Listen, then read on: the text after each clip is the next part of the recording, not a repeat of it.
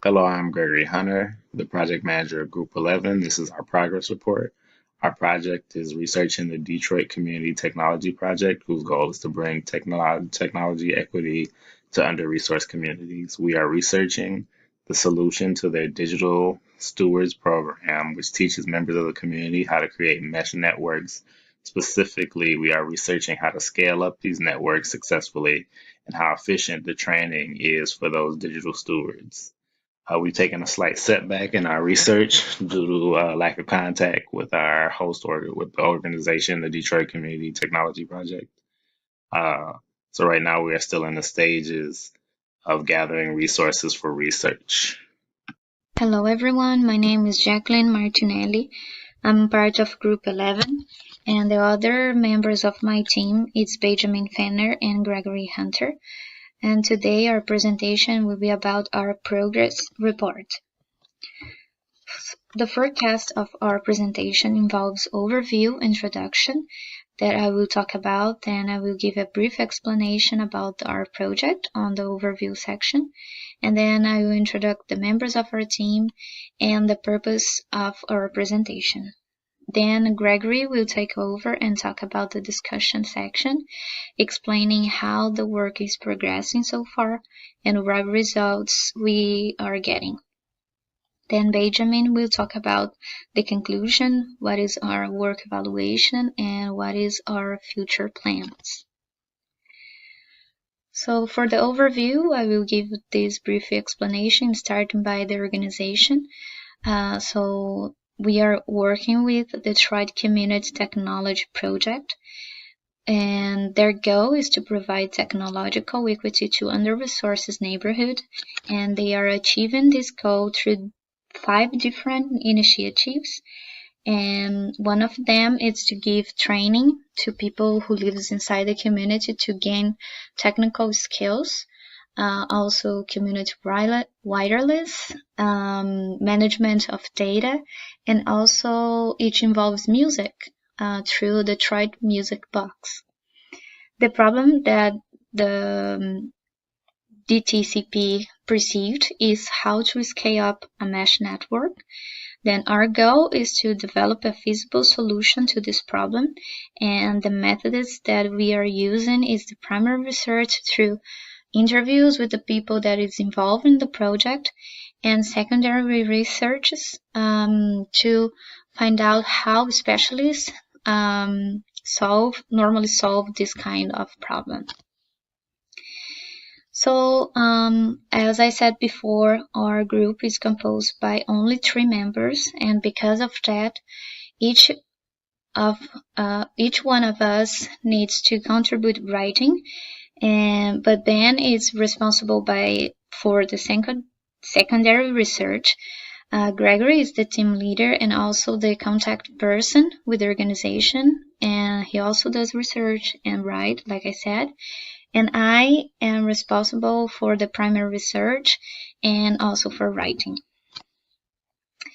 And then the purpose of this presentation is first to inform about the progress until this point. So how our project is going, how is the progress and what we were able to accomplish so far. Also to inform the problems that appeared. As for the primary research, we are having a few problems of forgetting the information because some people it's not available to answer the questions, but we are working on this problem. And also to inform our future plans, our following steps for the following weeks. And also to receive a feedback from the organization, what they want us to change, what they want us to enhance and to focus more on. Now I will pass over to Gregory, who will talk about the discussion section. Thank you, Jacqueline.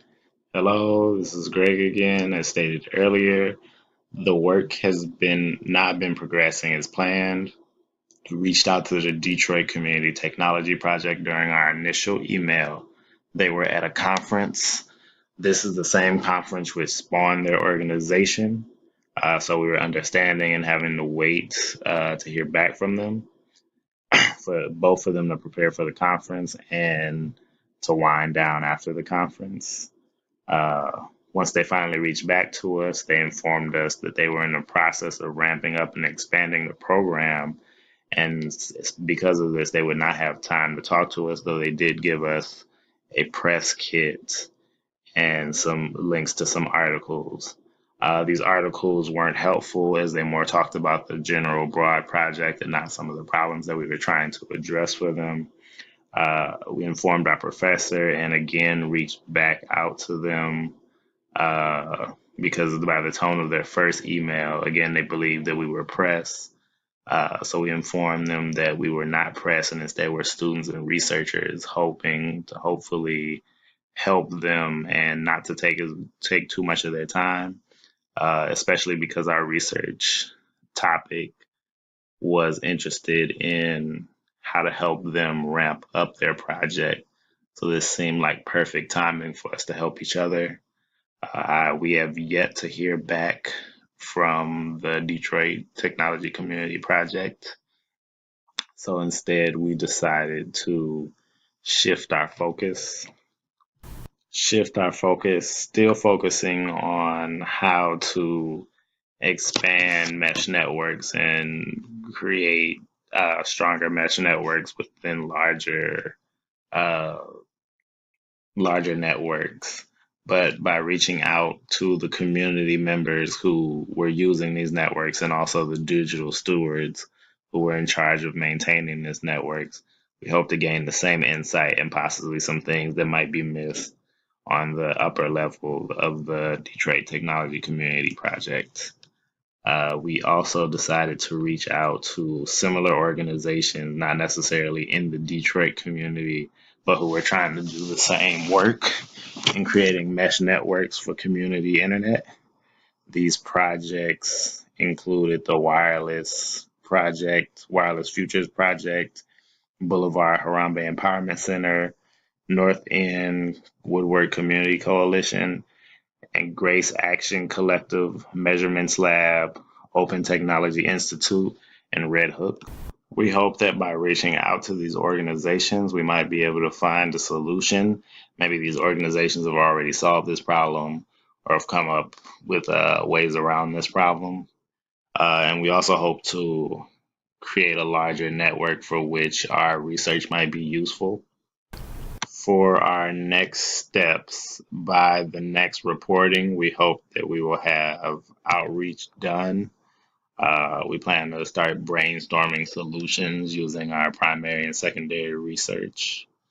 And we hope to actually do a feasibility study on these research projects, or on these solutions, I should say.